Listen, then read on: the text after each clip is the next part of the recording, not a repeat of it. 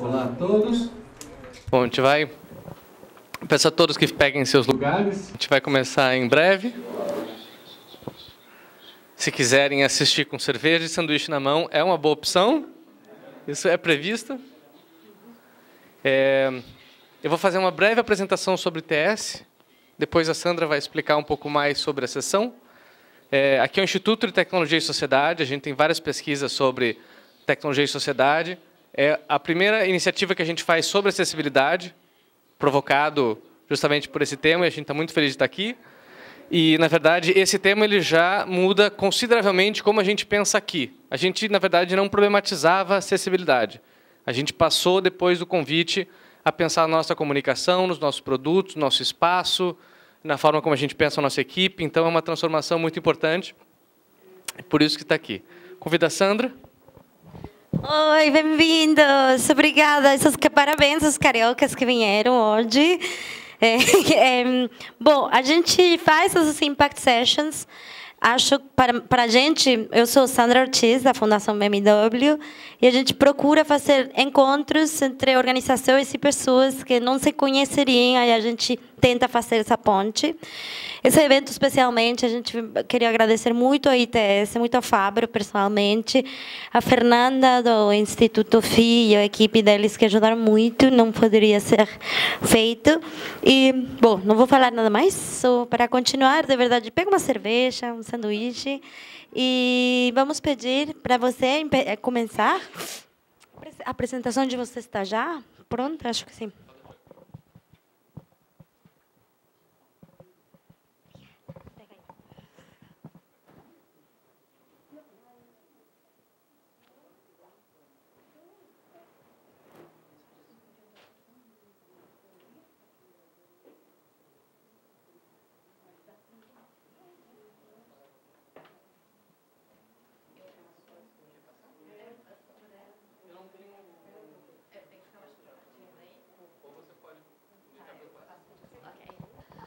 Boa noite, é um prazer estar aqui. Eu sou a Rafaela, eu trabalho no IBDD. O IBDD é uma instituição sem fins lucrativos que trabalha com todas as deficiências e a gente tem como missão a inclusão e a cidadania da pessoa com deficiência. Qual é o nosso objetivo hoje aqui? Dar um panorama do que é a realidade da pessoa com deficiência no Brasil. A gente tem 17 anos de existência, então assim a gente tem uns dados legais para trazer para a discussão aqui de como é que está a pessoa com deficiência, a questão da pessoa com deficiência hoje aqui no Brasil. O IBDD, só para dar uma breve pincelada, trabalha em duas áreas chaves. Mercado de trabalho, porque a gente entende que não tem cidadania se não houver trabalho. Então, nessa área de mercado de trabalho, a gente oferece vagas para pessoas com deficiência para que elas trabalhem nas empresas. Existe uma lei de cotas que tem que ser cumprida nas empresas privadas. Então, a gente faria a ponte entre a empresa e a pessoa com deficiência. Além disso, a gente dá cursos de capacitação para a pessoa com deficiência, todos eles gratuitos, para que haja uma formação boa, para que essa pessoa tenha mais chances de ser empregada. Mas a nossa menina dos olhos é a nossa área de defesa de direitos. A gente tem uma área de defesa de direitos que funciona em duas áreas. Sub-áreas, né? Defesa de direitos administrativo, que a gente chama, que quando a gente vai tentar que o direito da pessoa não deixe de ser violado de forma administrativa, então alguém que precisa de um vale social e não está conseguindo, uma pessoa que precisa de um transporte para ir para a escola para o seu filho e não está conseguindo, a gente tentar administrativamente conseguir isso para as pessoas. Como? Manda um ofício, liga, pede formalmente. Não dando certo, a gente tem o único escritório de advocacia modelo do Brasil em que atende as pessoas com deficiência em questões relacionadas à sua deficiência, seja individualmente, então uma pessoa que precisa de um medicamento e não está conseguindo, e a Constituição diz que você é obrigado a ter esse medicamento, seja um respirador que você precisa para o seu filho, um leite especial, um ledor de tela que o seu empregador não está te dando, enfim. A gente trabalha nisso também. E tem ações coletivas, que são para mudanças de políticas públicas. Então, a gente tem várias ações de acessibilidade, porque a gente entende que o que muda mesmo a realidade do país são as políticas públicas.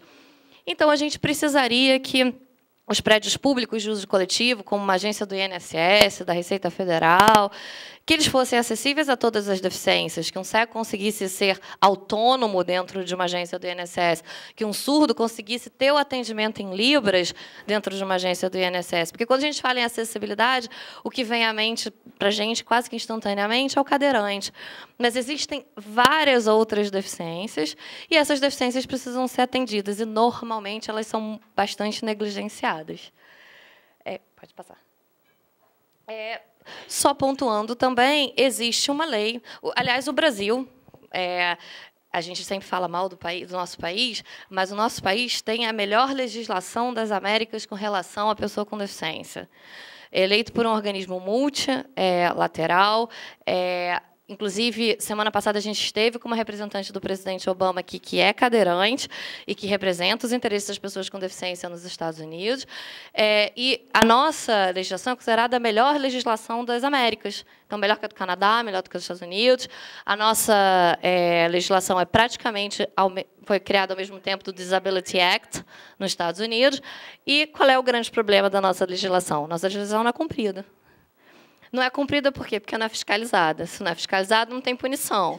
Então, aqui no Brasil, a gente tem o que a gente chama de leis que pegam e leis que não pegam. A lei do deficiente não pegou. A lei do deficiente dispõe sobre uma série de questões, desde saúde, direito à educação, mas também fala do emprego da pessoa com deficiência e diz que todas as pessoas com deficiência, todas as empresas com mais de 100 funcionários, têm que ter uma cota de pessoas com deficiência. Não define que deficiência você tem que ter, mas diz que você tem que ter pessoas com deficiência. A gente se surpreende porque a lei é de 1989. E, sistematicamente, eu estou na EBDD há 12 anos, as pessoas me ligam para dizer, nossa, mas essa coisa nova aí de deficiente, de ter que empregar deficiente, como assim nova? A lei é de 89. Então, o que a gente vê? Há um grande desconhecimento da questão da pessoa com deficiência pelo público. É óbvio que, nos últimos 20 anos, a gente fez avanços de trazer o assunto da pessoa com deficiência para o centro da discussão. Mas isso mudou a realidade da pessoa com deficiência? De forma nenhuma. A gente, sistematicamente, quando está falando com as pessoas, a gente está o tempo inteiro quebrando mito, porque a sabedoria popular, o que as pessoas falam, é que deficiente não pode trabalhar, deficiente não sai de casa, deficiente não tem namorado, deficiente, enfim, não faz nada que uma pessoa sem deficiência faça. Então, a questão da pessoa com deficiência é uma questão social, e é uma questão social que não é abordada da maneira que deveria ser. Por que a gente acha que não é da maneira que deveria ser? Criança, nós todos fomos. A gente se relaciona com a criança. A gente tem pena da criança, com toda razão. Velhos, idosos, todos nós queremos ser, porque a outra opção é bem ruim. Então, políticas para idoso, a gente quer. A natureza me impacta diretamente. Se não impacta a mim, vai impactar meu filho. Mas deficiente, eu não quero ser de jeito nenhum. E nada impede que você vire deficiente daqui a 1 segundo. Então, o que acontece? Eu tenho medo da questão da pessoa com deficiência. Eu tenho medo de estar próximo da questão da pessoa com deficiência, porque eu vou ser o tempo inteiro lembrada da minha fragilidade. E é sempre o olhar de pena. Porque a pena não é porque a pessoa é com deficiência, é porque eu, que não tenho deficiência, não consigo me enxergar com deficiência. Só que essa não é a realidade da pessoa com deficiência. Ela tem deficiência. A vida dela é com deficiência. Ela fez tudo o que ela tinha que fazer com deficiência. Mas eu sempre foco no olhar de, coitada de mim, se eu fosse eu, mas não sou eu. É uma outra pessoa que desenvolveu as suas capacidades, que pode não ter seguido o mesmo caminho que eu, mas seguiu, fez e aconteceu. Pode passar. Os dados de pessoa com deficiência são muito poucos no Brasil. No Brasil e no mundo. Nos países antigamente chamados de primeiro mundo, mas que são mais desenvolvidos, ainda tem uma estatística um pouco mais relevante e confiável. A gente prefere usar os dados da ONU, que 10% da população seriam de pessoas com deficiência, 10% da população do mundo. Só que ela não é bem distribuída. significa que países em que ainda estão em desenvolvimento têm uma população de pessoas com deficiência muito maiores do que países que já atingiram um certo grau de desenvolvimento. 10% seria a média no mundo. Desses 10%, metade dessas pessoas seriam de deficientes intelectuais. Então, a gente tem uma população grande com deficiência intelectual. No Brasil, especificamente, são vindas de problemas de parto. A gente tem um problema sério no Brasil de parto em que a gente não aborda essas questões de saúde e a gente está fazendo fábrica de pessoas com deficiência que poderiam ser evitadas. Em compensação, o censo do IBGE, a gente sempre traz o dado do censo aqui do IBGE, porque a gente acha o seguinte, no mundo, o maior número que a gente acha é que 10% da população do mundo tem deficiência. Mas, no Brasil, são 23,92%. Aí você fala, mas como? Pergunta errada do censo. Primeiro que a questão da pessoa com deficiência só foi abordada no censo no questionário completo. Então, aqueles questionários que nós normalmente respondemos, não havia questão da pessoa com deficiência.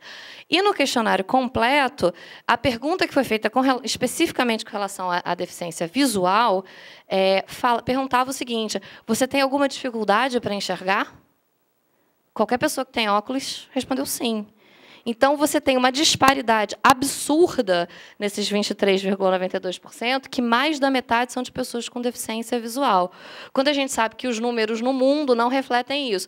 E o Brasil não teve nenhum surto de nada que justificasse isso. Porque, em alguns lugares, especialmente na África, você vê que o índice de amputados é absurdo, mas eles tiveram uma guerra civil, e as pessoas, de fato, têm feridas de guerra, e, dentre as feridas de guerra de Minas, especificamente, da amputação. No Brasil, não houve nenhum fenômeno que criasse tanto deficiente visual. Então, e não é nem cego, é só deficiente visual. Então, a gente chega à conclusão que todo mundo que respondeu que tinha problema visual, e a minha avó foi uma das pessoas que respondeu, e ela não é deficiente, é por causa disso. No Brasil, existe uma definição legal do que é ser deficiente, em termos de emprego e benefícios do INSS. O IBDD não gosta muito de definições de deficiência, mas tinha que haver uma definição de deficiência. Então, assim, para você ser deficiente físico, você tem que ter perda de funcionalidade, você tem uma série de coisas que você tem que ser ou não ser para poder ser designado como uma pessoa com deficiência. É muito difícil você chegar para alguém e dizer você é deficiente ou você não é deficiente, porque também tem muito do que a pessoa se sente. Né? Então, assim, é um pouco mais complicado. Mas, assim, só para ilustrar que enfim, se você tem dos olhos, tem que ser dos dois olhos, se você tem do ouvido, tem que ser dos dois ouvidos. Enfim, pode falar. Existe uma lei de acessibilidade também, que é de 2000, regulamentada em 2004, que garantiria a acessibilidade para todo mundo. Então, hoje, em 2015, a gente não ia ter que falar mais de acessibilidade. A acessibilidade já devia estar aí, já devia ter sido implementada, porque todos os prazos de cumprimento já foram absolutamente passados. Né? Os primeiros prazos acabaram em 2005, o último em 2014, mas não foram, nada foi implementado.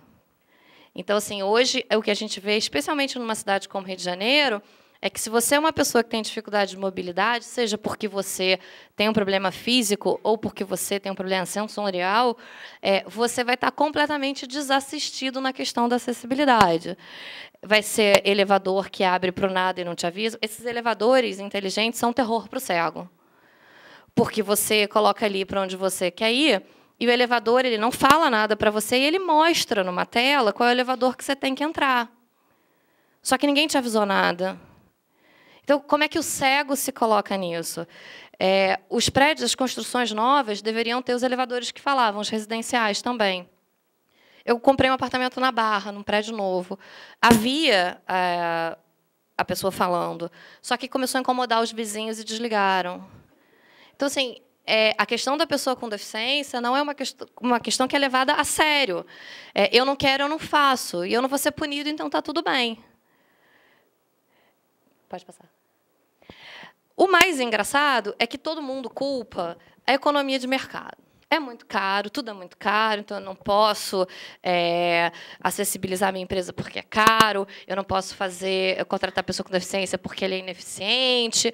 Só que o Henry Ford, que foi o cara que criou a linha de produção, e mais capitalista que Henry Ford não existia, ele, desde o início, ele contratava pessoas com deficiência. Na biografia dele, ele deixou escritas várias coisas. Tem uma questão clássica da fábrica dele, que era com cegos. Ele tinha uma linha de produção de parafusos, e você tinha que conferir a qualidade dos parafusos. E ele tinha 7 funcionários sem deficiência e um cego conferindo os parafusos. E, depois de 3 meses, o chefe da seção virou para ele e falou assim, pode demitir os 7. Pode contratar outras pessoas deficientes visuais, outros cegos, porque o meu profissional que é cego, ele faz o trabalho dos outros 7 muito mais rápido. Então, assim, obrigado. Pode demitir todos os outros que eu não quero, não. E aí, o que o Henry Ford começou a ver? Vamos pegar o potencial de cada um. Se o cego tem mais aguçado o sentido, vamos botar o cego numa função que ele tem o sentido aguçado. E é de chefia, porque também não é só subalterno. Então, assim, há muito tempo, início do século XX, já era falado do potencial da pessoa com deficiência. O que aconteceu com a gente que a gente andou para trás? De um certo momento, a gente passou a ver o cego pela questão da caridade, o cego, o surdo, cadeirante, qualquer deficiente, e esqueceu que ele era uma pessoa. Esqueceu que ele tem potencial, que ele pode trabalhar, que ele pode fazer tudo. Pode passar. Bom, contextualizando, a questão da pessoa com deficiência no mundo começou a mudar até nos países desenvolvidos depois da Guerra do Vietnã. Tá? Então, assim, precisou uma guerra, precisaram os soldados voltarem, os nossos heróis voltarem para casa e chumbados, o termo chumbado, que o movimento de luta chama muito, é porque os caras levaram chumbo na guerra e ficaram deficientes. O que eu vou fazer? Eu acho que esses caras são os heróis. Eu coloco eles no centro da minha sociedade. E o que eu vou fazer com eles agora? Eu tenho que tratá-los de forma igualitária. E aí foi tratado de forma igualitária. E foi aí que começou a surgir no mundo. No mundo evoluiu. No mundo civilizado, no mundo mais desenvolvido, foi. Mas aqui não foi. E aqui não foi especialmente na questão do mercado de trabalho. Na questão jurídica, de ter os seus direitos respeitados, o deficiente é tão desrespeitado como qualquer brasileiro. A gente vê muito no nosso escritório de advocacia, lá no MDD, pessoas sem deficiência tentando a nossa ajuda porque estão completamente desamparadas. Então, é ruim, é muito ruim, mas na questão especificamente do mercado de trabalho, é pior ainda. A gente fez um projeto para a contratação de cegos. Porque o que a gente chegou à conclusão lá no BDD? Existem as pessoas com deficiência, e dentro das pessoas com deficiência existe o subgrupo dos inempregáveis. O banco de dados do BDD tem mais de 60 mil currículos hoje no Brasil inteiro. Eu posso dizer que metade do meu banco não é mexido. Mas como não é mexido? As empresas chegam até o BDD e falam assim, eu quero um deficiente, eu não estou querendo cumprir cota. É a primeira coisa que as empresas chegam, porque elas também não podem ser mais. Então, elas têm que ser legais. Então, elas falam, não, eu não estou aqui porque tem uma cota. Estou aqui porque o meu RH acha sensacional essa questão, eu tenho que incluir, eu tenho que ter diversidade, tem que ser super bom. Ok, vai ser super bom. Aí começa, estou te mandando candidato, estou te mandando candidato, estou te mandando candidato. E cego, surdo, cadeirante e deficiente intelectual, ninguém quer. Especialmente o cego. Aí a gente resolveu fazer um projeto com o Instituto FIA, que está aqui, não nos deixa mentir. A gente capacitou cegos, vários com nível superior, super escolarizados, super bons profissionais, e a gente tinha como objetivo fazer o seguinte, capacitar, não na profissão, mas capacitá-los naquilo que fosse dar mais empregabilidade, informática, os ledores de tela, para depois a gente pagar 3 meses de salário, colocar os programas na empresa, dar toda a assessoria com a pessoa lá. Nós formamos 25 pessoas, a gente conseguiu colocar uma pessoa, e não foi nem dentro do projeto. Uma. O resto das empresas falavam para a gente, nossa, é lindo, maravilhoso, amei, vou contratar todos os 25. e depois sumiam. E é isso que acontece com a pessoa com deficiência. É mais difícil contratar uma pessoa com deficiência? Não. A pessoa com deficiência é menos escolarizada do que a pessoa sem deficiência? Não, porque a educação no Brasil é muito ruim. Se você pegar a reclamação das maiores consultorias de RH do mundo que estão aqui no Brasil, essas reclamações que elas fazem são reclamações para o Brasil em geral. Falta talento no Brasil em geral. As pessoas se formam em cursos que não têm empregabilidade no Brasil em geral. Isso não é uma questão da pessoa com deficiência. Há questões específicas da pessoa com deficiência, no sentido de que, às vezes, a pessoa com deficiência entra mais tarde para estudar. Porque, vou dar o exemplo de uma advogada do IBDD, ela estava no 2º período da faculdade, ficou cega, completamente cega, com uma trombose, e o reitor da universidade mandou ela trancar, porque não tinha possibilidade de lidar com ela. Então, essa menina perdeu 1 ano da vida dela, e só não perdeu mais porque botou a mãe para fazer a faculdade junto com ela. Só não perdeu mais porque a mãe resolveu fazer. Mas pensa um investimento de tudo para essa menina se formar. E, mesmo assim, ela perdeu 1 ano. E, do momento em que ela já podia fazer estágio, ninguém queria dar estágio para ela. Em compensação, chegam vagas no BDD. Tá bom, eu quero um advogado, mas ele tem que ter 20 anos de experiência. Mas ninguém quer dar o primeiro emprego. Como é que eu vou ter um advogado no IBDD para te dar se ninguém quer dar o primeiro emprego da pessoa com deficiência? Então, assim, há questões específicas da pessoa com deficiência, sim, mas, em geral, elas estão ligadas ao preconceito. Ninguém vai dizer que tem preconceito. Na hora que você for falar da causa da pessoa com deficiência, vai todo mundo achar lindo, legal, eu amo o deficiente, e é isso aí, eu quero todos os deficientes que você quiser. Mas, na hora de efetivar, não vai efetivar. E essa é a nossa grande questão no IBDD. Como é que a gente sai de uma legislação que é excelente, de um banco de 60 mil currículos, de pessoas extremamente capacitadas, que têm as mesmas questões do que qualquer brasileiro. Como é que a gente faz isso? Dá o pulo do gato de sair, de ter tudo muito bom e efetivar o emprego da pessoa com deficiência. Porque isso é uma luta que a gente tem há 16 anos e a gente fala com o presidente da empresa, a gente vai falar com o diretor de RH, a gente usa o nosso networking, a gente vai falar com um ex-ministro. Enfim, aonde você vai, todo mundo acha lindo, mas ninguém faz. Então, a questão incomoda, e eu acho que o grande X da questão é tirar o incômodo, porque não existe incômodo. A gente não consegue entender até hoje por que fica nessa do incômodo. E, quando querem contratar também, que é bom falar, ele é o exemplo. Quem é que você quer ser contratado para ser o exemplo? Eu não gostaria de todo dia chegar e ser, não, a Rafaela chega para trabalhar e ela engrandece o ambiente, porque, olha, quanta dificuldade ela tem para trabalhar, e ela vem trabalhar e ela chega no horário. Chegar no horário é obrigação. Tem dias que eu estou bem-humorada, tem dias que eu estou mal-humorada. Eu tenho que estar bem-humorada todo dia para eu limpar o ambiente de felicidade. Não. Então, assim, o deficiente também ele não é um exemplo o tempo inteiro, ele é uma pessoa, com dias bons, com dias ruins, alguns com caráter, outros sem caráter. A gente também tem que tirar o deficiente desse lugar de exemplo, porque ninguém quer ser exemplo. Eu repito, é um peso muito grande para colocar nas costas de uma pessoa. Eu não posso olhar para um deficiente e falar, nossa, vou parar de reclamar da minha vida, porque se o fulano não reclama, por que eu que ando vou reclamar? Ué, qual é a relação? Ele não anda? Você anda? Você não sabe lidar com certas coisas? Ele sabe, é isso aí. A gente é gente. Então, a gente coloca muito o deficiente no papel do exemplo e da superação. Tem exemplo e tem superação, mas ninguém quer ser só isso na vida. Eu quero pagar conta, eu quero ter dignidade, eu quero ser reconhecido pelos meus talentos, não só pela minha deficiência ou pelo fato que eu não chego atrasada. Então, assim, eu acho que essa é a questão que fica. Hoje, o deficiente está na periferia. Hoje, o assunto do deficiente não é falado. E as deficiências mais severas, cego, surdo, cadeirante, deficiente intelectual, não são contratados. A gente brinca no IBDD, só para encerrar, que a gente vai botar uma balança na porta do IBDD.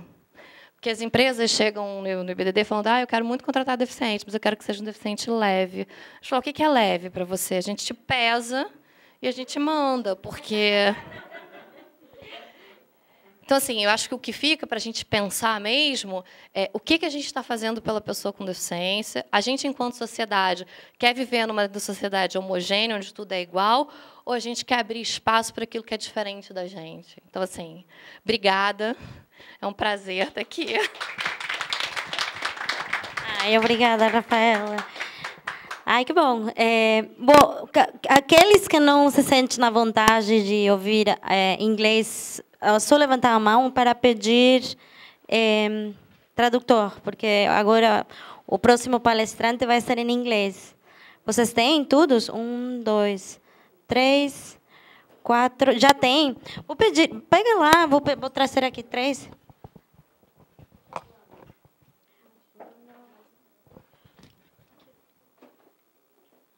Leva para as páginas.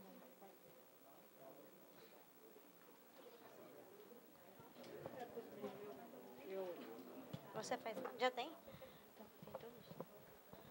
Ok, todos têm? Sim. Agora eu vou convidar a Andreas Heinecke.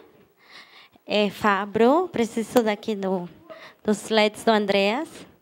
Andreas é um grande amigo. A gente trabalhou juntos durante 6 anos. E para mim é um prazer, porque é parte da nossa rede de Responsible Leaders. E é uma pessoa que vocês vão gostar muito, tenho quase certeza.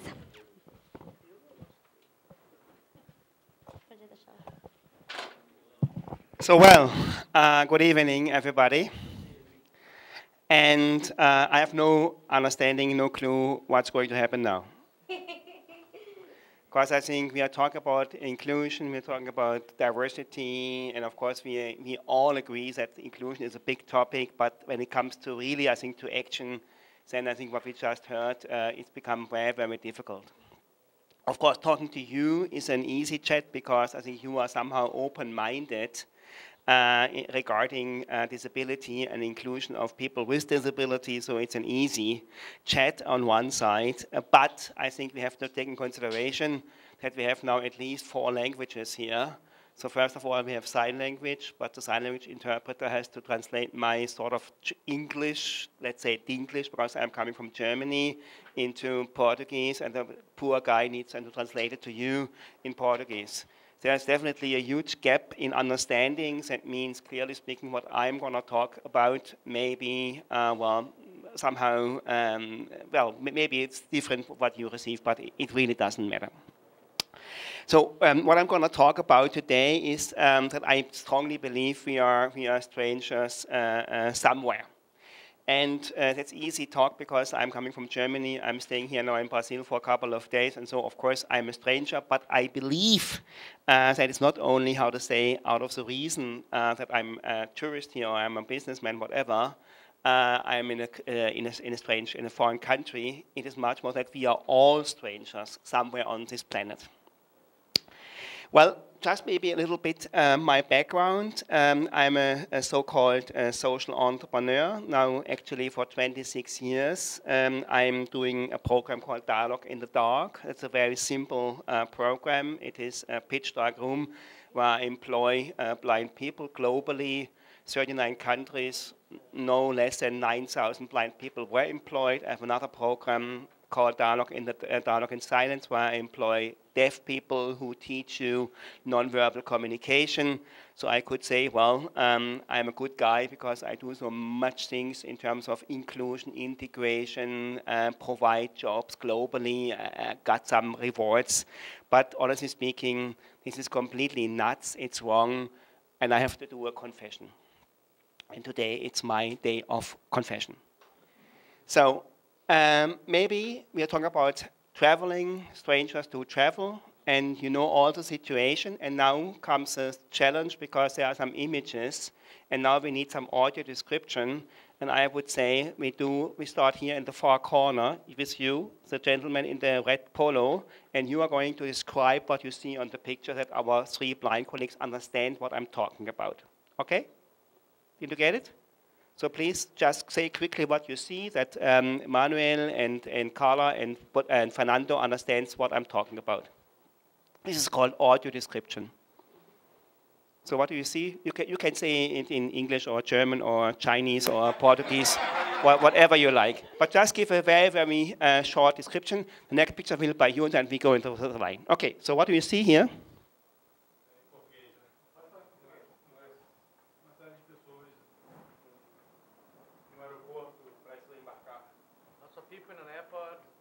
Yeah. Okay, a very, very ordinary situation. I'm doing it actually, I think, at least once a week because I'm a heavy air polluter. Now comes the next picture.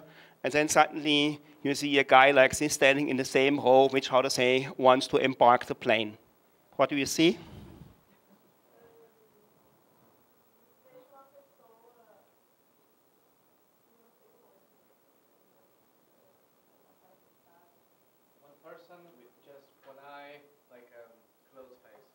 A closed face, and where is it coming from?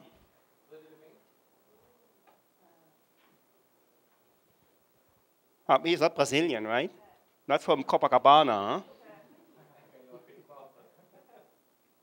So, huh? Asia or India? Asia or India, okay. For me, so when I see a guy like this, I have immediately an image of a guy like this. He's a Taliban. Please go back. And go further. So what do you see? What do you see?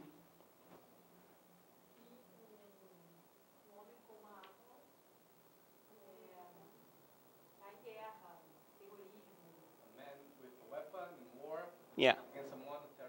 Exactly. So I see a person in a very, very ordinary situation at the airport lining up and wants to embark on the plane. Suddenly, I see something and immediately I have a certain image, and I immediately see, when I see specific people from Afghanistan, from Pakistan, or from wherever, Iraq, that it is a terrorist. And this comes automatically. Next one. What do you see here? A man waking up. Waking up? And does he look happy? Huh? He has a heavy hangover. So there's a guy having a heavy hangover. And what I want to show you is that I think that we are all immediately having some imagination and we are biasing. So we see a person immediately have a certain film. In the extreme form, of course, we think about a guy from Pakistan, Afghanistan, Iraq is automatically a terrorist. This guy has a heavy hangover. Next one. What do you think about this one? Who is this one?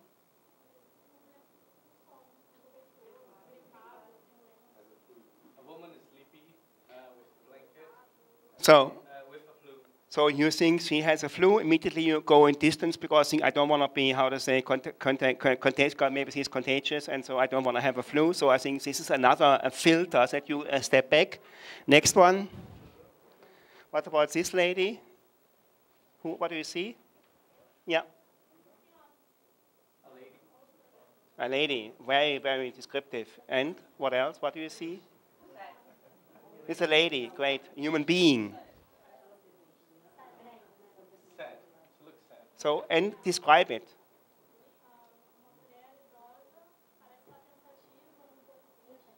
Old woman thinking about something, she seems sad. So, she's an old, depressed woman, to be very, very clear. And I think I tell you, I don't want to talk to an old, depressed woman. So I go immediately in distance. Next. What do you see here? Like this guy, very fat. Okay. Like bad eating habits, eating junk food. Exactly, exactly. Do you want to sit beside him on an airplane? Not at all. See, you see? You see, we are so open-minded, we are so inclusive, we are so open to diversity. I'm a very open-minded guy, but I don't want to sit beside an obese guy who has at least 150 kilos and eats junk food. Okay, that means automatically, I think we have this film, how to say, this embedded film, and immediately judge and very, very quickly. Next one. So, what is this gentleman here? What do you see?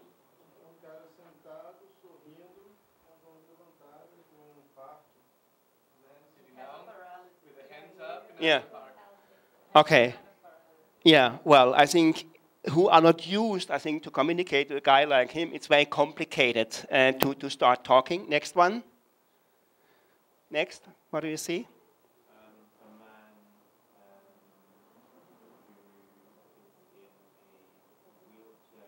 Maybe you speak Portuguese, so it's...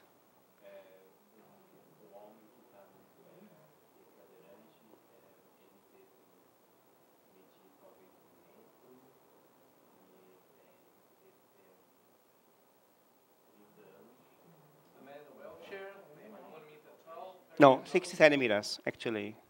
60 centimeters. He's a very, very short guy. And he has, well, he's a very, very short guy. And when you see him, it's somehow a shock when you see him. And it's very, very difficult in the beginning, I think, to interact with him. Next. What about this one? What do you see?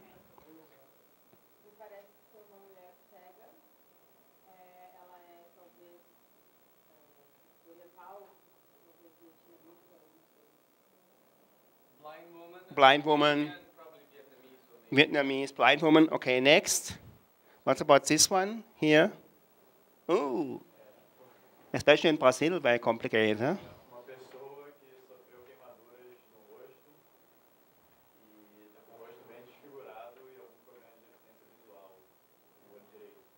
So I think she was attacked by acid, and her face is completely destroyed, and nobody can tell me. We are so open-minded, we are so inclusive, we are so open, I think, when it comes to diversity, when you meet somebody like her. And it's a very, very natural instinct in a certain way to step back and to breathe heavily when you see a person like her. Next. Okay, now it comes more than, let's say, the funny part here. What do you see? He's not a German, by the way.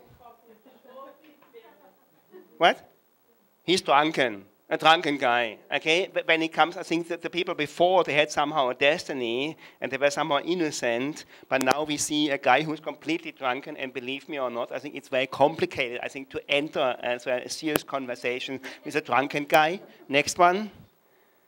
What is about this one here? Oh. I think he's having fun. What? I think he's smoking something. He's smoking, but he's a banker, or what is he doing? He's a homeless person. He's a homeless person. He maybe is completely dirty. Yes, he is. And it's easy to say, hey, how are you? Hello, what's up? Depends on who you are. Yeah. And are you, when did you talk the last time to a homeless guy, when you saw somebody on the street? I have to. What do you have to? I work with them, Yes. so I have to talk to them. Okay, next. So, what do you see here? You? Homem com alguns anéis na mão, com óculos escuros e tentando acender cigarro. A man with rings in his hand and trying to light a cigarette. And what do you think, what is his profession? Is he a trustworthy person? Would you borrow him, I don't know what, 1,000 reais when he asks you on the street? Is he a trustworthy person? What? Yes? Wow. He's a pimp. You know what a pimp means? Huh? Yes? You don't mind? Okay, fantastic. Wow. I really, chapeau. Okay, I would definitely make a huge, I don't want to talk to this guy. Next one. Okay.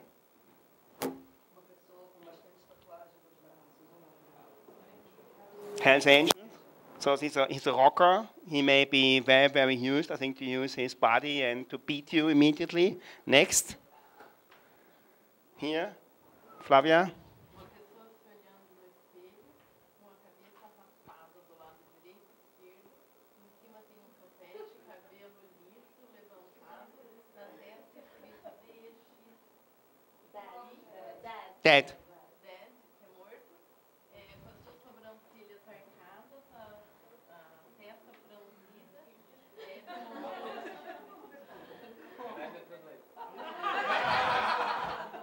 E tá com argola na orelha e olhando meio bravo e as outras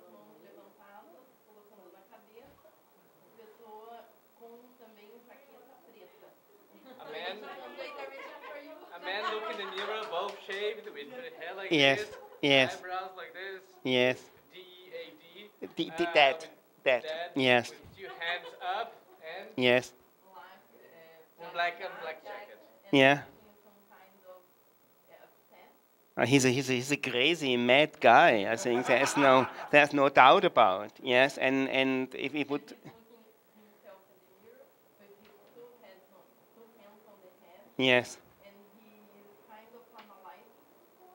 Analyzing himself. Okay. I maybe he's looking for the next heroin shot and is, how to say, doing definitely crazy things. But I think what I want to show you with these images, and it's a very, very natural process. And I think when we're thinking about inclusion and diversity, the first step is self-awareness. And there's not a bad news if we have somehow, let's say, if we have filters. It's very important to set filters and to be alert about the other. But nobody can tell me in one case or the other that we are also open-minded, we are also, let's say, thinking inclusive. We have this natural, let's say, instinct to bring people in different who are somehow different. It's a very, very natural process. Next, please. Okay, another, let's say, photo here. Angela, what do you see?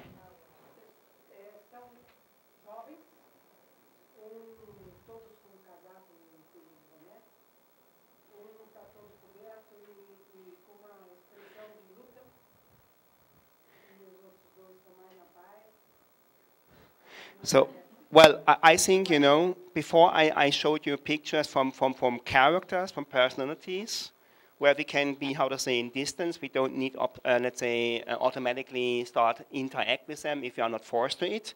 But then I think when it comes to a situation, go further please, it comes like this. So there is this gang of people and you are passing by and suddenly I think you see that a crew, a gang of, let's say, aggressive youngsters or whatever attacking somebody. What are you doing? Are you fighting? Are you say hello, love, peace and happiness? Or what is your, let's say, natural instinct? And I think Rio de Janeiro seems to be a quite, let's say, difficult and dangerous city. So what is your, let's say, natural, let's say, approach? But just tell, what are you seeing here? Say it in Portuguese, please.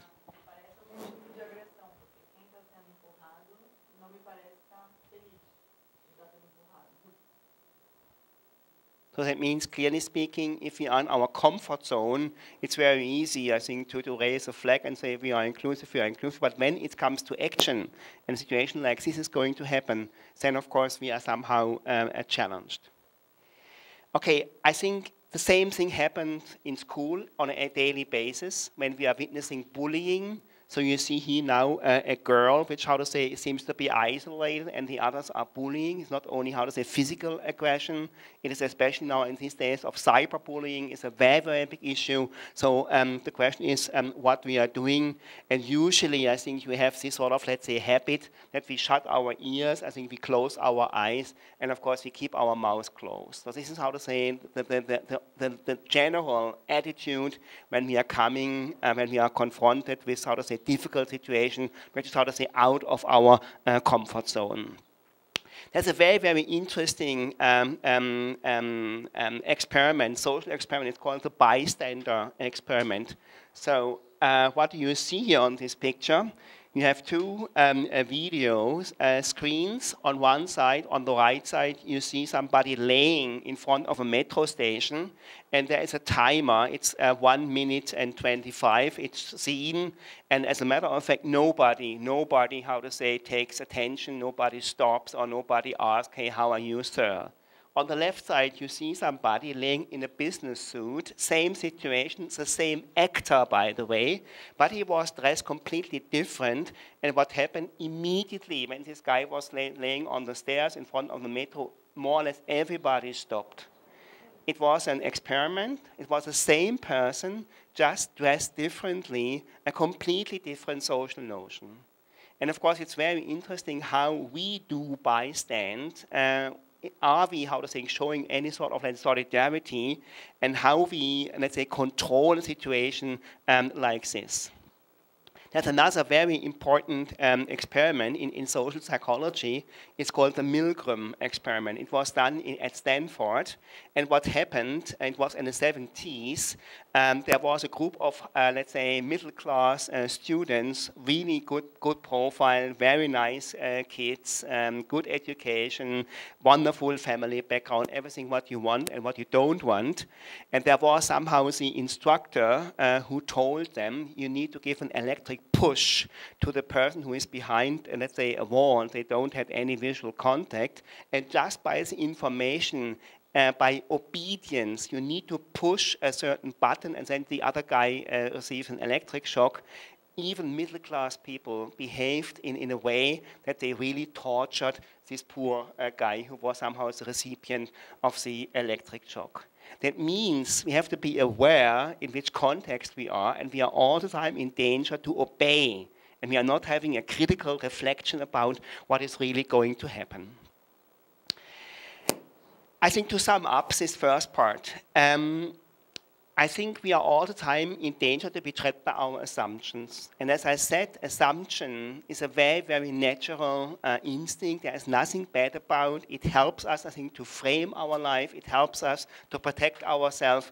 But we have to be aware that even, how to say, the person who are, to say, promoting open-mindedness, inclusiveness, and diversity are trapped by their assumptions. And I told you, this was my confession in the beginning, I'm the masterpiece of assuming all the time. We have a tendency to team up with like-minded people. I think this is, how to say, another very, very psychological, social psychological, let's say, issue, that we are more likely to be with those guys, and we see some similarities. We tend to be in distance with those who are different. This is, how to say, of course, the consequence. We do have a tendency to obey and follow authority. So if somebody says, but you need to, you have to, usually I think we do obey.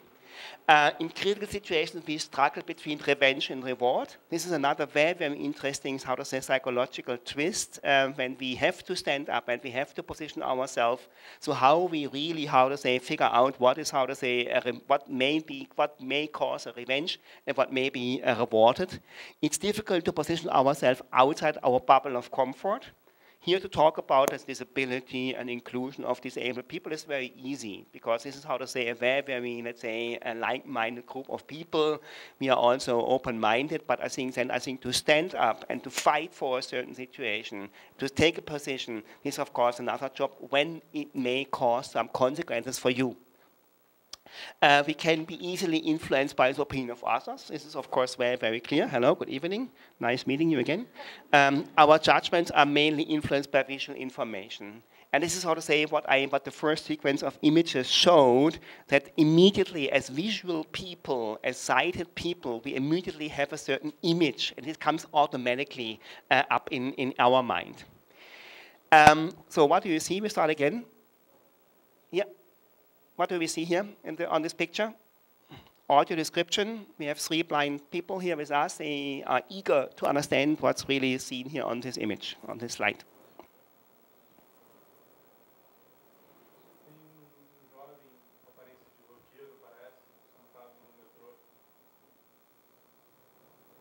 Yes, maybe, I don't know. What did you say, Fernando? What? What?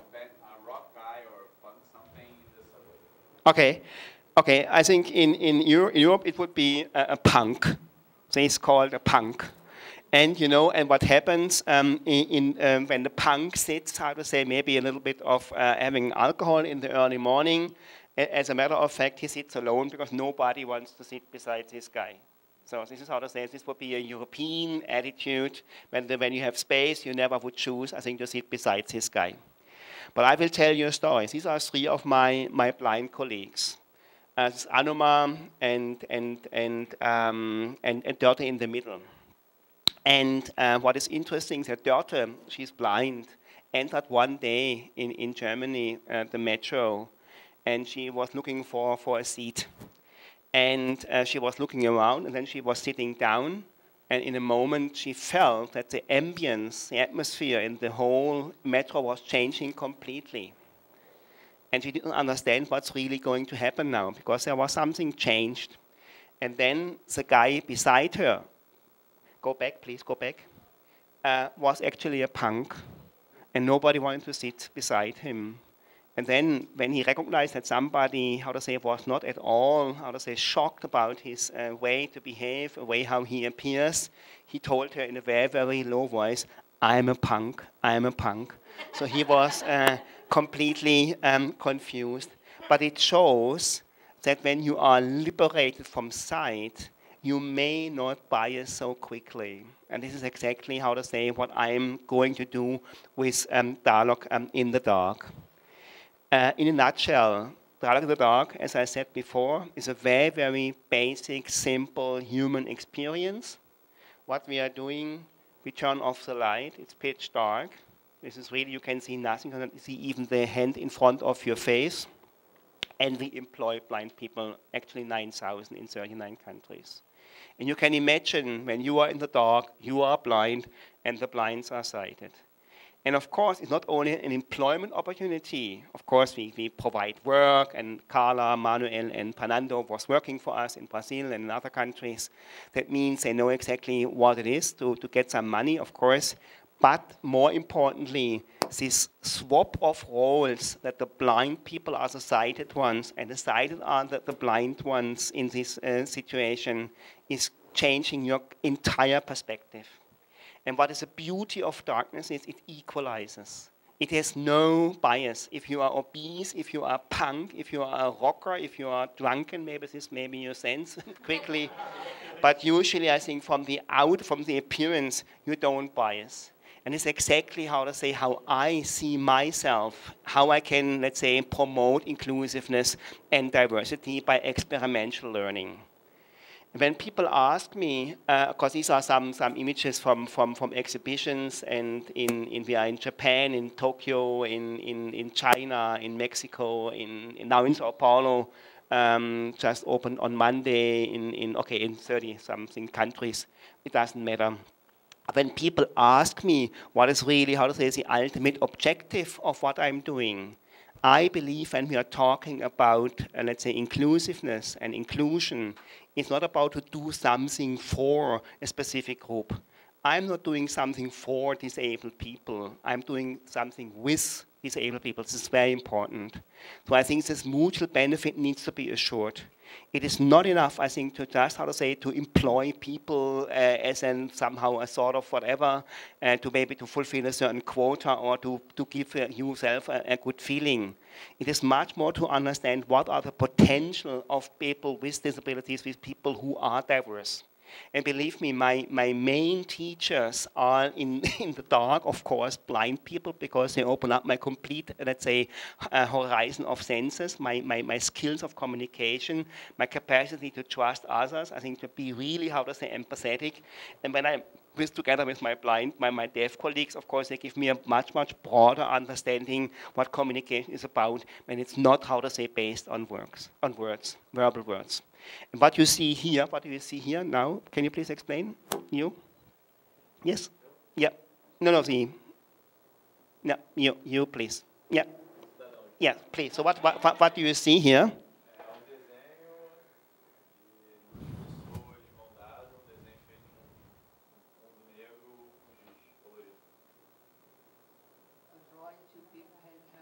Sorry?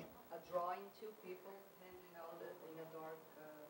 Yeah, and what do you think? What is on the right hand here? It's an umbrella, or what is it? It's a white cane. And what is about their facial expression? What they are sad, or what's going to happen? They are smiling. And what else? They are holding hands. And they have a heart. And this is exactly what is inclusion about. Thank you.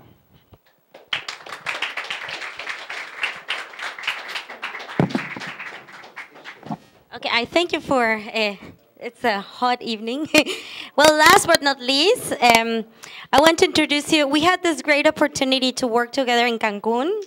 And for the World Economic Forum, Fernando and I met each other. And at that time, he was a really businessman. He's a rare blind man because he's had a lot of success in his life. And and now he became a social entrepreneur. So it's the only social entrepreneur that is blind for Machoka Fellows in Brazil, and he's here with his colleague in life, partner from Curitiba. Thank you, Fernando. Thank you. Okay. Okay, thank you. Thank you, Sandra. Boa noite, pessoal. É um prazer estar aqui com vocês. Eu acho que eu quero falar um pouquinho sobre a minha experiência porque eu passei pelo processo de ser excluído, mas eu tive muita sorte e também consegui a inclusão. E agora estou trabalhando um pouco para tentar abrir mais portas por aí, para quem tem deficiência visual também. Bom, quando eu morei em vários países por causa dos meus pais, a gente mudou de país várias vezes, mas no final do colegial eu estava aqui no Brasil. E eu uso essa história para dar um contraste legal para vocês do que é o potencial da tecnologia, mas do que é o potencial da inclusão em si, né? Porque a inclusão ela não é só tecnológica. Eu estava terminando o colegial e eu tinha 43 pessoas na minha sala. Dessas 43, em termos de notas, né, no final do ano, eu era o 11º em notas. Então, a gente diria assim, sei lá, ligeiramente acima da média em termos de notas.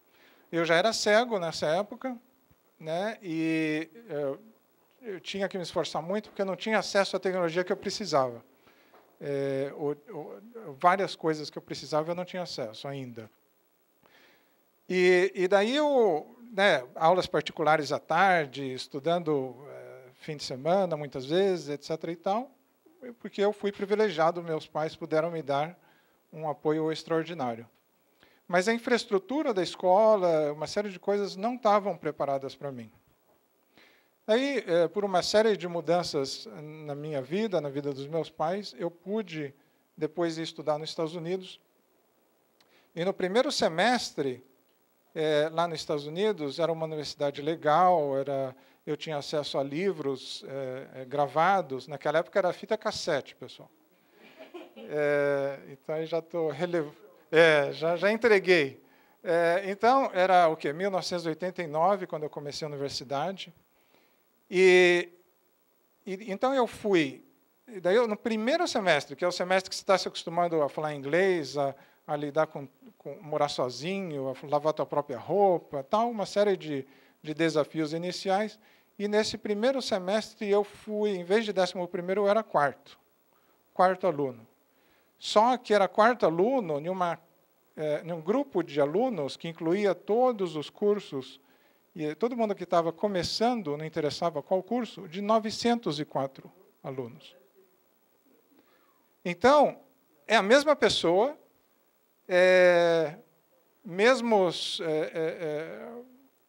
mesma inteligência, ou falta de, mesmos costumes, tudo igual. O que mudou? Bom, eu tinha acesso a livros gravados, eu tinha acesso a computadores adaptados, eu tinha acesso a professores que estavam tentando, de forma mais construtiva possível, de me incluir, e assim por diante. E eu tinha também aquela coisa da pessoa com deficiência que quer se superar e não quer perder a oportunidade. Então, enquanto tinha gente saindo festar sábado à noite, muitas vezes eu estava estudando, né? Mas eu tinha essa mesma garra antes de ir para lá, né? E apesar disso, não deu tão certo enquanto eu estava aqui, não tendo a inclusão. Então, o que eu consegui fazer com isso? Bom, a gente terminou a universidade lá, fiz mestrado, primeiro cego a se formar no Escola de Serviço Exterior, lá de Georgetown. Talvez o primeiro brasileiro, não sei, mas certamente o primeiro cego a fazer um mestrado deles. E primeiro em várias coisas. E aí, o que a gente descobriu, né? Eu trabalhei em uma ONG em Nova York, em uma pequena empresa em Houston, depois em uma agência das Nações Unidas em Genebra, depois no escritório de filantropia de um banco em Zurique, e depois voltei ao Brasil e comecei minha própria empresa, com a minha esposa. O que ficou claro? Ficou claro que eu estava conseguindo tudo isso, por quê? Porque eu tive a oportunidade, eu tive a tecnologia que eu precisava ter. Porque eu não sou assim tão fora do comum, não, de forma alguma. Mas eu via pessoas com tanto talento quanto eu, e muitas com bem mais talento, que não estavam tendo as mesmas oportunidades e não estavam podendo se desenvolver. E eu tinha outras ideias, né, que eu queria fazer. Eu tinha preocupações com o meio ambiente, eu tinha preocupações com o sistema financeiro, eu tinha preocupações com a pobreza que temos em tantos países do nosso planeta. Mas quando eu falava sobre esses assuntos, todo mundo, não, legal, pô, beleza. Quando eu falava sobre cegueira, aí pronto, aí todo mundo parava para escutar, eu sou autoridade automática, né? E daí então ficou claro que se eu fosse trabalhar em qualquer outra área, ia ser aquela coisa de você matar um leão por dia e talvez eu conseguisse fazer algo interessante, mas eu acho que eu não atingiria uma proporção muito grande em termos de impacto social. Enquanto que qualquer coisa que eu fizesse na área de cegueira já vinha com uma credibilidade, aquela questão da percepção visual dos outros, né, da percepção de credibilidade, etc. e tal. E, por falar em percepção, eu não trouxe slides, não porque eu não consigo apresentar com slides, tá? É só porque eu sou preguiçoso mesmo. Eu passei muitos anos, porque não é exatamente fácil fazer essas coisas que eu fiz, certo? E nessa época, eu estava constantemente preocupado nessa aparência que a gente está conversando agora. Essa aparência, porque não adianta eu chegar em uma organização e falar, olha, o cego pode fazer de tudo e tal, mas eu cheguei lá porque a minha esposa me levou, a minha mãe me levou, né? Então, quando eu ia trabalhar para essa agência das Nações Unidas, ia fazer um projeto na América Latina, eu viajava sozinho. Então, teve uma vez que eu viajei em 6 países em 3 semanas, sozinho. Aí o pessoal que me encontrava comigo no avião, que encontrava comigo nas organizações, ficava todo absolutamente chocado, inclusive pessoas ligadas à deficiência. Por quê? Porque eu sentia esse peso. Eu precisava ensinar ao mundo do que eu e do que pessoas com deficiência são capazes de fazer. Eu viajei à China sozinho, à Índia, Israel, e mais de 20 países, na verdade, mas alguns. Depois, o que aconteceu? Eu comecei a me sentir um pouco mais confiante. Daí eu comecei a pensar assim, pô,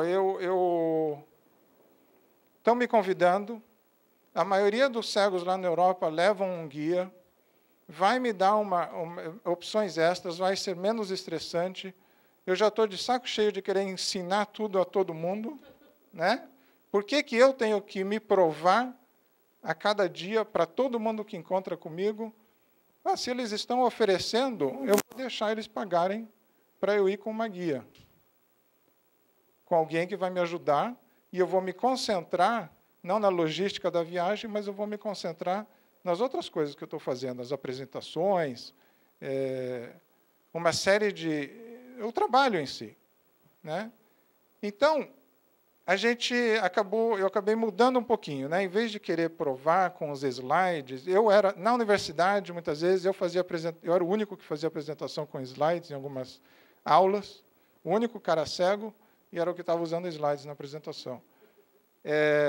No trabalho, os chefes lá dessa agência da ONU chegavam a pedir 20 exemplos de pessoas com deficiência. Nesse caso, era um projeto especial, não era relacionado à exportação especificamente, ou, digamos, genericamente, mas, nesse caso, era específico à deficiência. Eles pediram 20 exemplos, eu trouxe 144 exemplos. Então, a gente, infelizmente, isso é parte da realidade, a gente tem que se provar todo dia. Todo dia.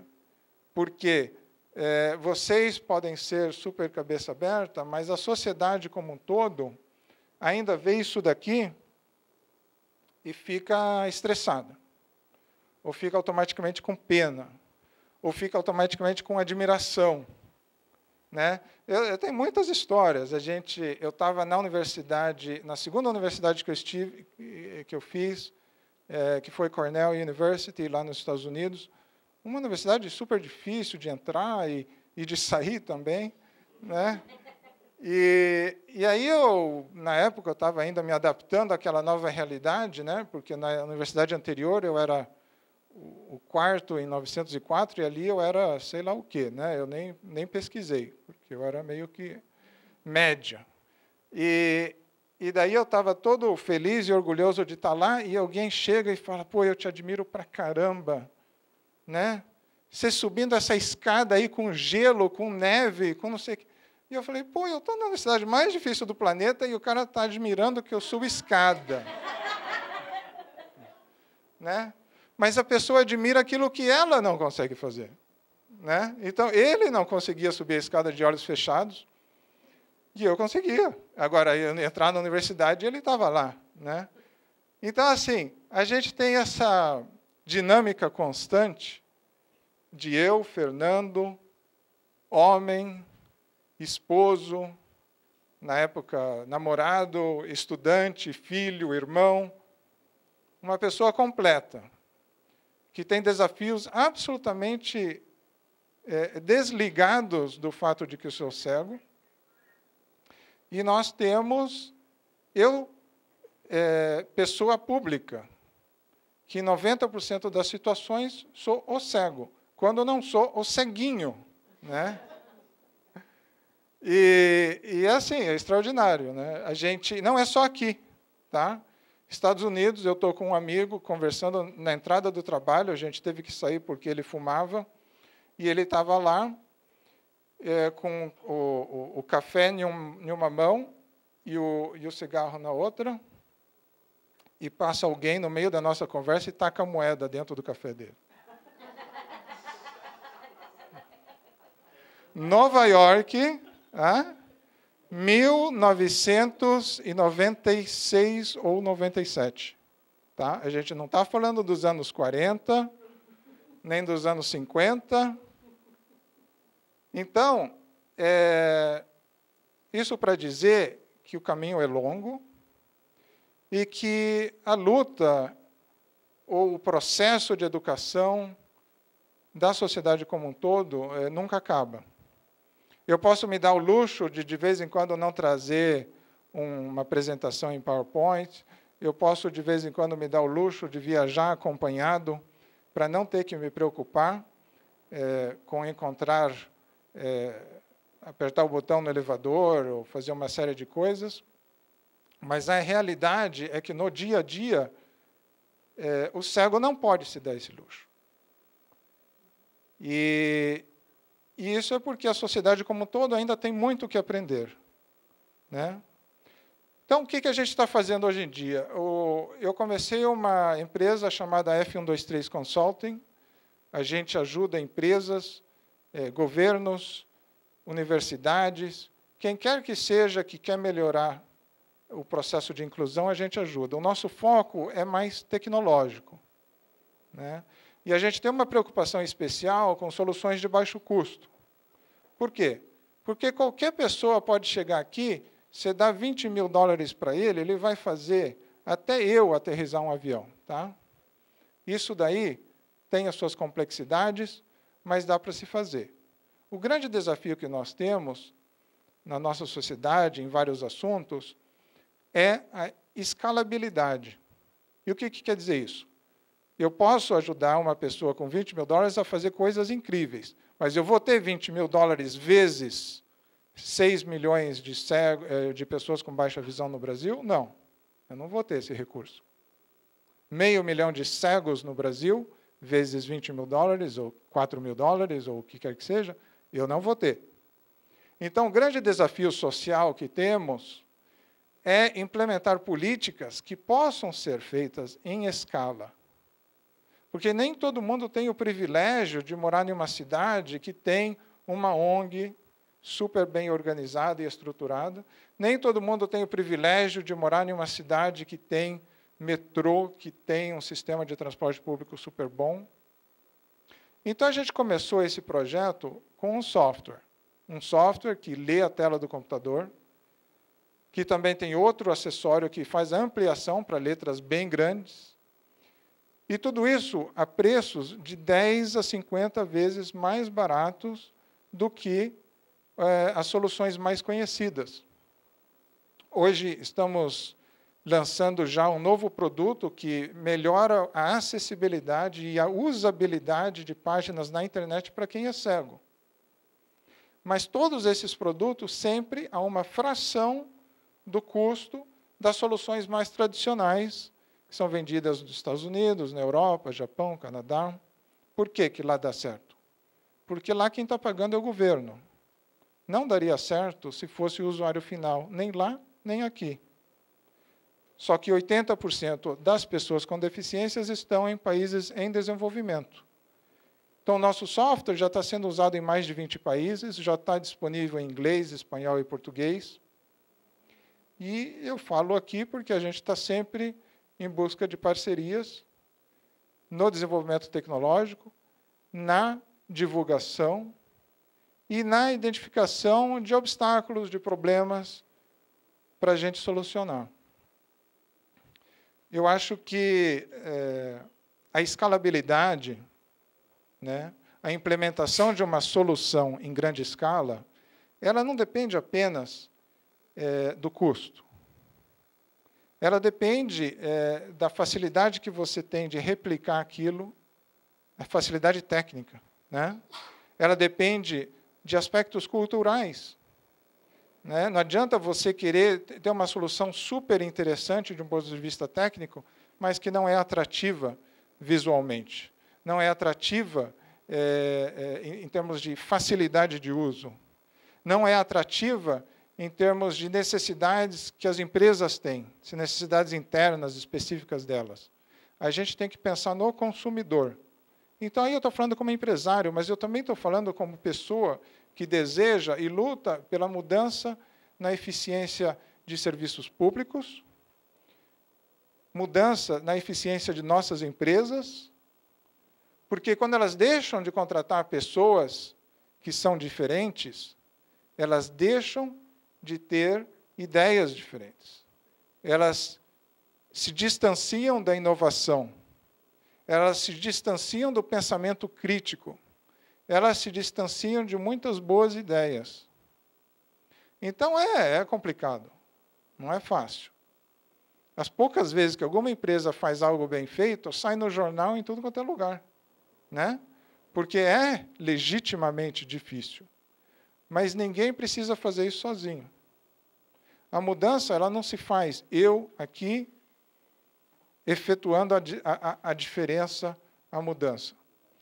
A mudança ela só acontece com a participação de todos nós.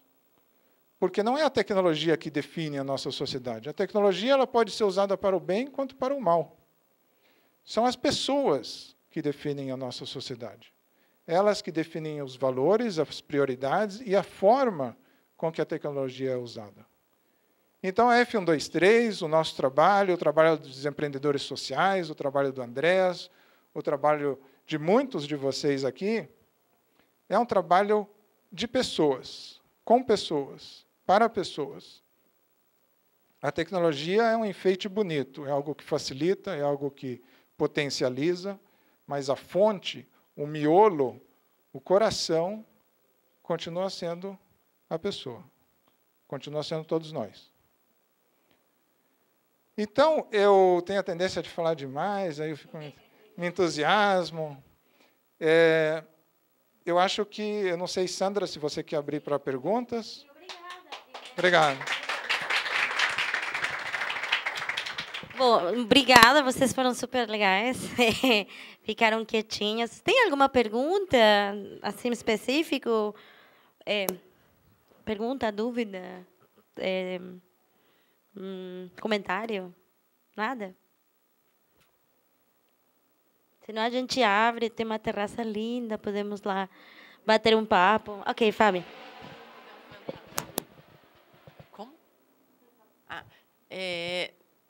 Não, que a gente assim acha que as coisas acontecem só aqui no Brasil, né? Quando eu e Fernando morávamos em Nova York, teve uma vez que a gente estava, acho que era um final de semana, a gente chegando na estação de metrô para pegar o metrô. No que eu estou descendo a escadaria, eu vi um pedaço da plataforma completamente vazia, tinha uma pessoa só. Aí eu pensei assim, nossa, o trem acabou de passar, a gente vai ficar aqui um tempão, né? Ou o que será que está acontecendo, né? Não é normal estar vazio desse jeito. E conforme eu fui descendo e chegando mais na plataforma, eu vi que da metade para o outro lado estava apinhado de gente. E do lado que a gente descia a escadaria tinha uma pessoa. E era uma pessoa muito pior do que a imagem daquela pessoa queimada que apareceu aqui. Não tinha as duas orelhas, estava completamente deformado. Ninguém ficava perto dessa pessoa. E eu e o Fernando chegamos, fiquei ali esperando o trem, e esse rapaz veio me perguntar a informação, olha, aqui que passa tal trem, né? E ele devia estar ali há algum tempo e não teve coragem de pedir informação para ninguém, porque todos se afastaram dele. E isso é assim, muito triste, e todo mundo que ia chegando no metrô, todos, a hora que viam o rosto dele, andavam para o outro lado da plataforma. Então, não é só aqui no Brasil, é em todo lugar, infelizmente. Bom, alguma pergunta? Obrigada, Flávia. Ou algum comentário? Ou já só quer cerveja? Ah, peraí. É uma curiosidade, eu cheguei atrasada, não sei se eu perdi alguma informação no começo. Fernando, quantos deficientes visuais trabalham na F123, além de você? Precisa do microfone? Dá para ouvir? 50% da equipe tem deficiência. Pela tradução feita. Isso. Eu ia falar, né? Além de eu, tem um. Só que esses dois são 50% da equipe, né? Então, nós temos 2 pessoas aqui no Brasil, eu e a Flávia, e temos uma pessoa com baixa visão, trabalhando como desenvolvedor nos Estados Unidos, na Califórnia, e temos outro desenvolvedor na Índia. E tem outras pessoas que são mais freelance, mais consultores, né? Mas essa é a equipe básica, 4, 50% com deficiência.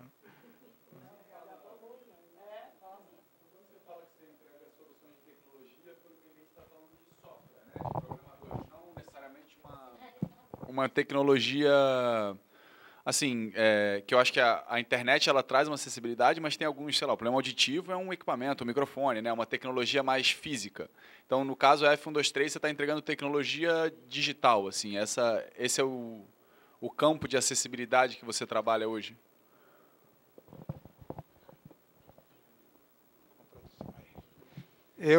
A gente trabalha em 2 áreas principais. A primeira é software.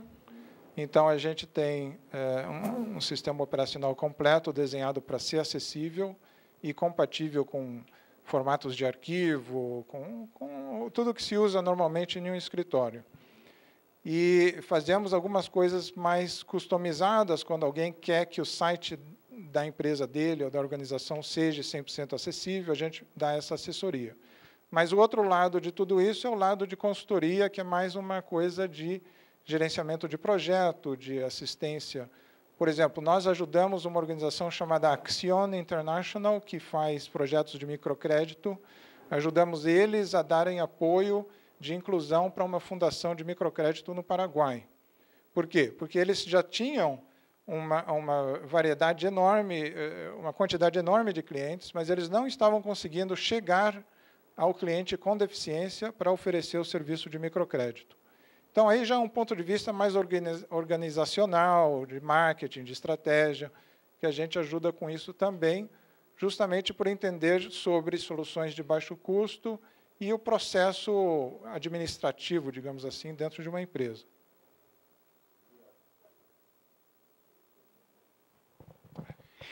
Maybe I can add a small comment. Well, I told you I'm now doing 26 years dialogue in the dark, and for 30 years I'm actually in the field to provide jobs for blind people mainly.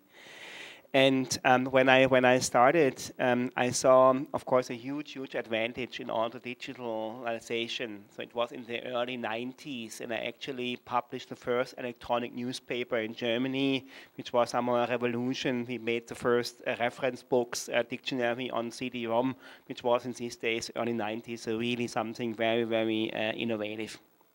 But in a moment I gave up, let's say, to be focused on digital solutions, because the main issue is definitely how we can close the bridge between us and them, if I may say so, and to really, prepare people to become open-minded when it comes, I think, to the discussion how to integrate, how to include people with disabilities. So that means that's why I was so much focused on bringing up educational programs where I want to emphasize the potential which may occur, which can be developed out of a serious disability. This is the way I'm now trying to do my tiny contribution. Everything starts actually with our mindset. Everything needs to be, experienced. There's a wonderful quote by Albert Einstein, who said the only source of knowledge is experience. And this, I think, we have to set up. And if we can set up, common platforms where people with disabilities and without disabilities, especially when it comes to kids and young people, then I think we can contribute. But also, let's say, the technical, the services, I think they are absolutely needed. But I think we have to move very backwards and have to start really in the early child education to change the society. Thanks. Eu acho que é por isso que é importante a questão da educação inclusiva, né? Nós, adultos que crescemos sem interagir com pessoas com deficiência em um ambiente normal, entre aspas, né? Porque dar dinheiro na rua não é o ambiente que a gente está falando, mas como de igual para igual, temos que aprender algo do nada. Enquanto que uma criança que teve um colega na escola que tinha algum tipo de deficiência é uma criança que já está muito além de nós, já entende aquela pessoa como uma pessoa normal, diferente, mas normal, né? Entre aspas. Por quê? Porque não é aquele bicho de 7 cabeças que alguém que nunca teve experiência acaba, por medo, por falta de conhecimento, tendo a percepção, né?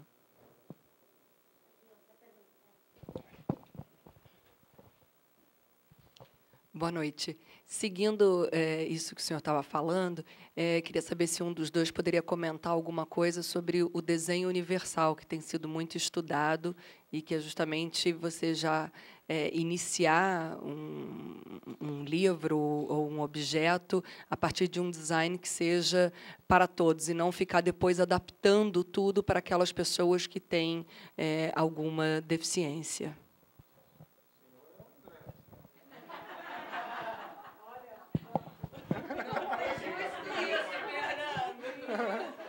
Eu responderei pelos vocês. Sim, o desenho universal ele é lindo no sentido que ele não é para pessoas com deficiência, ele é para todos, né? Então pode tem milhões, a variedade humana. Eu sempre falo, né, que a diversidade que existe na comunidade cega, ela é tão grande quanto na comunidade como um todo. Então tem gente cega chata, gente cega feliz, gente cega inteligente, gente cega burra, gente cega alta, baixa, gorda, de todo tipo. E isso a gente esquece de vez em quando. Mas a gente também esquece que na comunidade como um todo não existe atleta e deficiente, né? O cara com super corpo e o cara com defeitos, problemas, empecilhos físicos ou sensoriais. Não, tem uma diversidade enorme. Então, pessoas mais velhas, pessoas que estão se recuperando de um acidente, pessoas em uma infinidade de situações, elas precisam ter acesso a um abridor de lata que está desenhado para ser usado por todos, a um carro, né?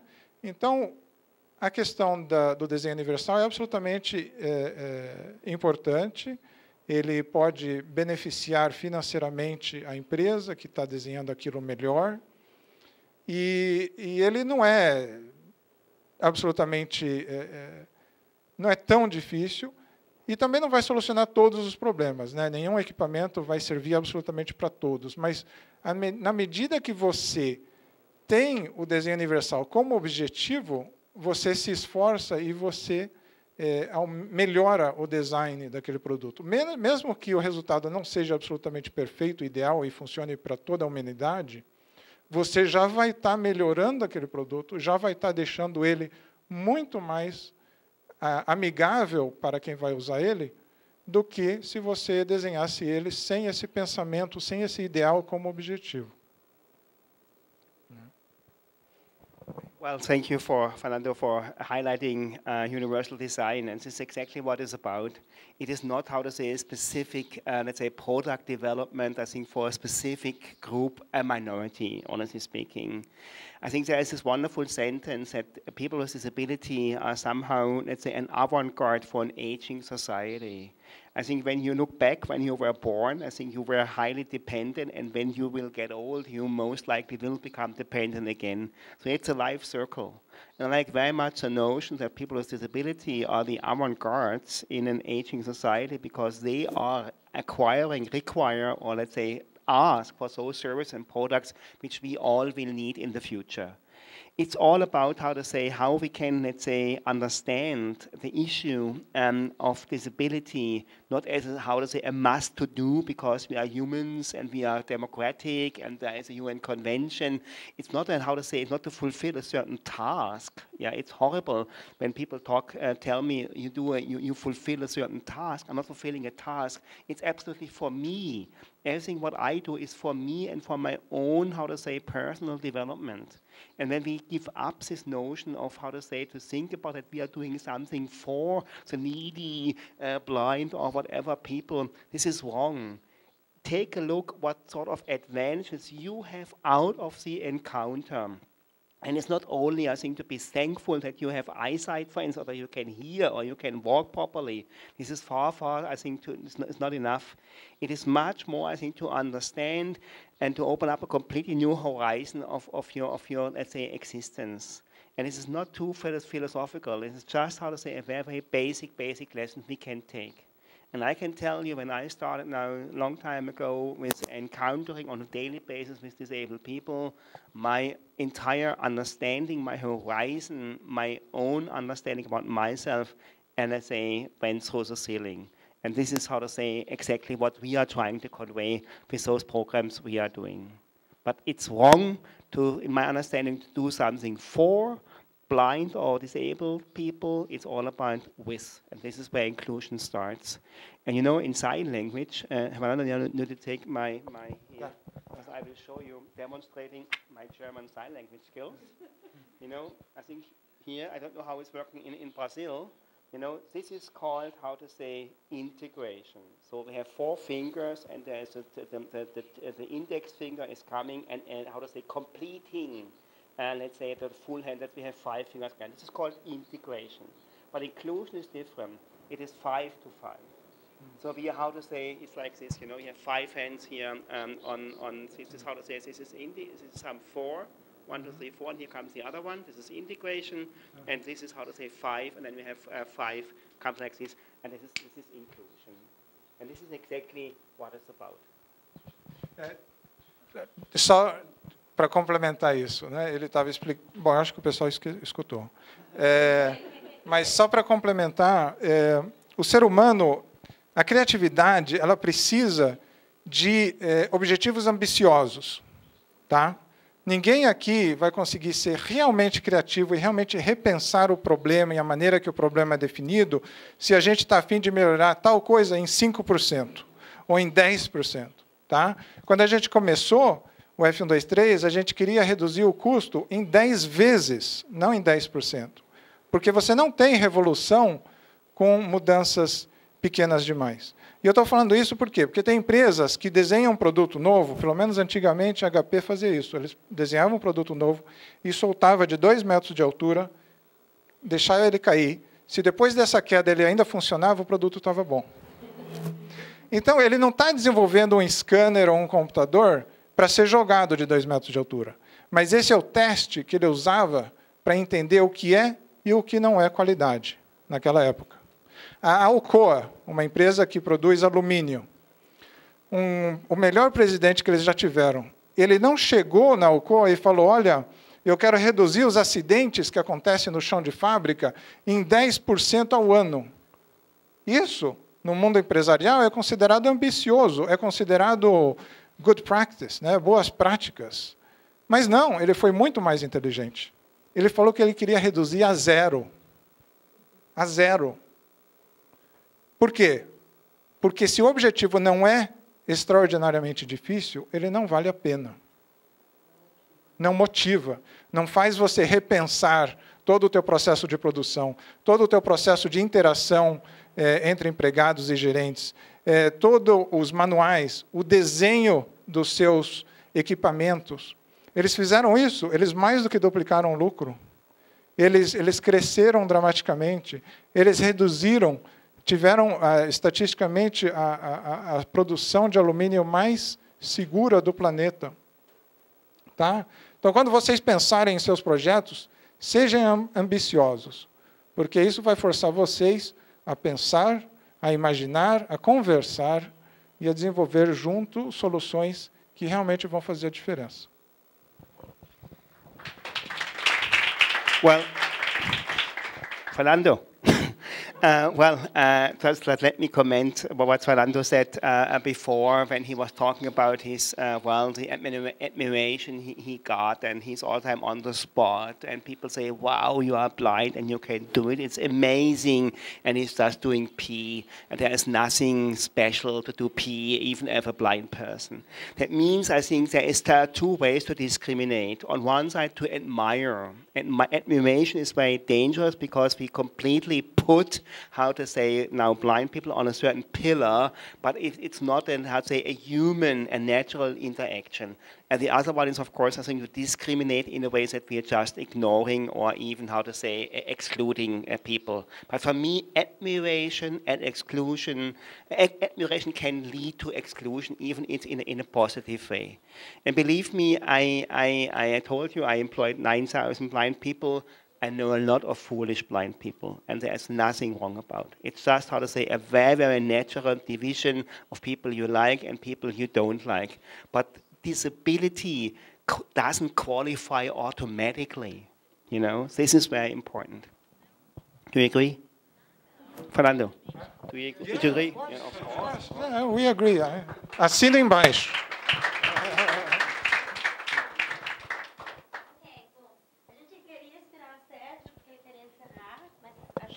Não chegou.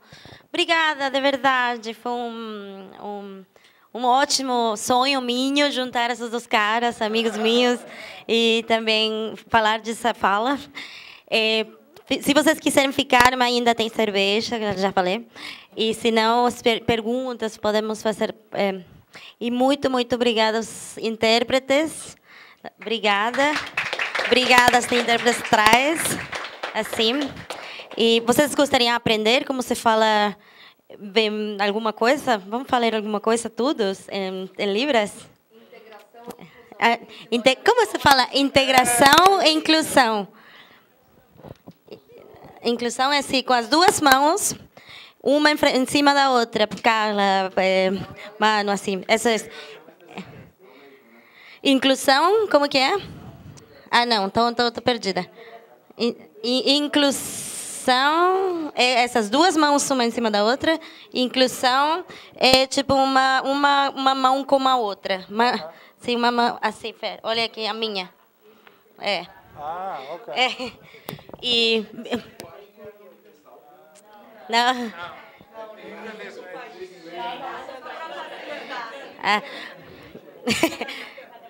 Mas eu não sei o que canta. Sandra canta. A gente fez um exercício lá em São Paulo, legal, com Andreas, que foi, você se lembra, Andreas? Do exercício que a gente fez em São Paulo, em Libras? Kannst du dich erinnern auf diese Übung, was wir gemacht haben in São Paulo? Então, vamos todos aprender uma frase. É muito longa. Peraí. Só uma frase. André, só eine kurze Frage. Não, é muito chato. Muito blá, blá, blá. Bom, então, obrigado assim, certo? Obrigado. E aplausos. E Brasil assim, certo? Como que é Brasil? Assim, Brasil. Olha aí, para essa mão. Brasil. Brasil. Obrigada. Então tá. Obrigada. Obrigado, Sandra.